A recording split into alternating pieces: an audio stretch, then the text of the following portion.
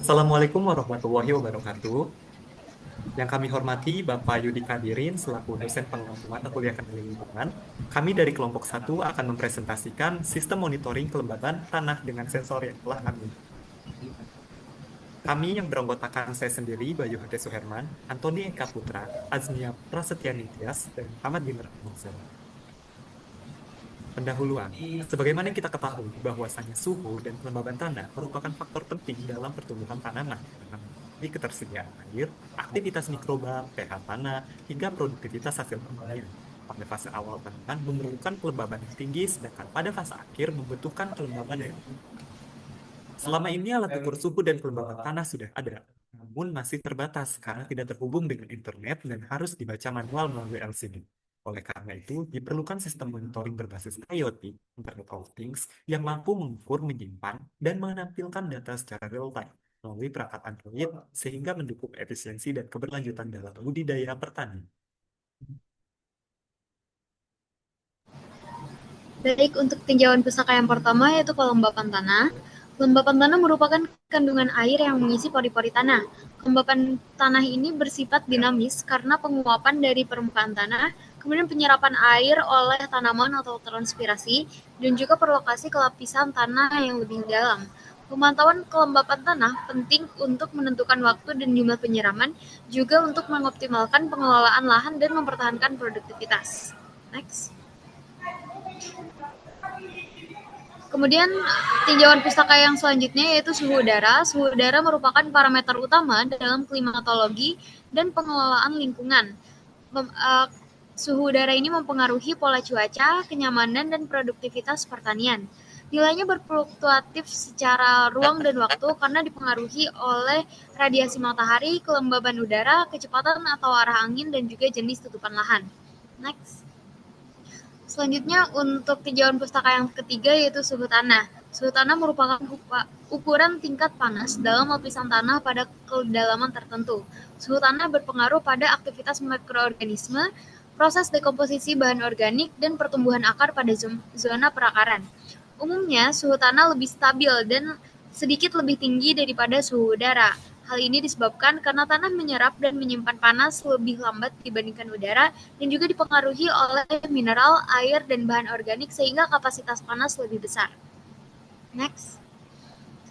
Baik, untuk waktu pengambilan data ini dibagi ke dalam 5 fase, yaitu pagi, siang, sore, malam, dan dini hari dengan rentangnya tersendiri.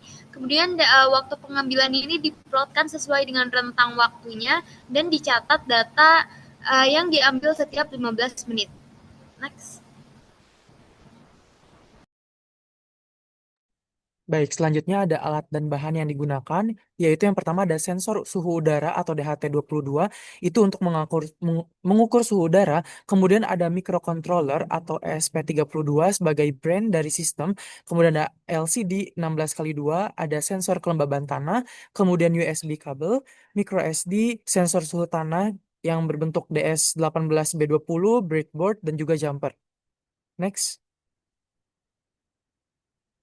Kemudian ada metodologi penelitiannya.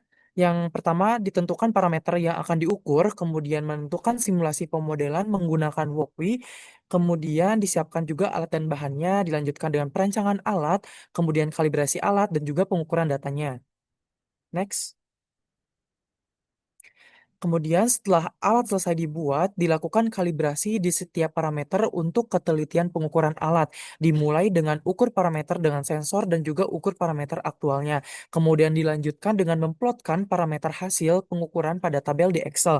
Dilanjutkan tampilan regresi linear dan terakhir masukkan hasil kalibrasi linear ke dalam codingan alatnya. Next. Kemudian di sini untuk prosedur pengujian tanahnya dimulai dengan sensor kelembaban tanah dan suhu tanah disimpan dalam pot tanah selama 7 hari, yang kemudian dilanjutkan dengan sensor dicek setiap harinya dan juga data diunduh setiap harinya. Setelah 7 hari, data pengukuran ini diolah dengan Excel dan dilakukan analisis datanya.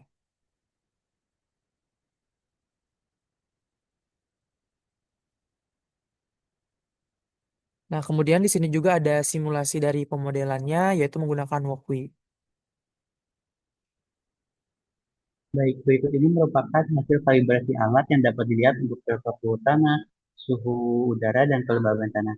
Hasil kalibrasi berupa regresi linier yang digunakan untuk mendapatkan hasil pengukuran sensor yang telah terstandarisasi dengan alat ukur asli. Kemudian, eh, berikut ini merupakan hasil dari pengukuran yang telah dilakukan untuk suhu tanah dan suhu udara.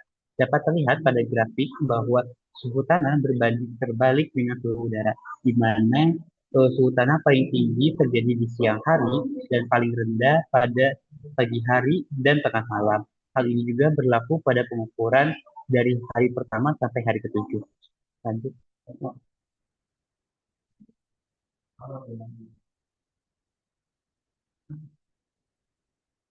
Baik, berikut adalah merupakan hasil untuk kelembaban tanah itu sendiri. Hasil pengukuran dari kelembaban tanah itu sendiri terbilang tinggi terjadi pada malam hari dan pagi hari yang menandakan tanah basah.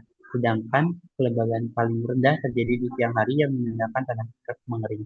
Hal ini juga terjadi sampai pengukuran di hari ketujuh.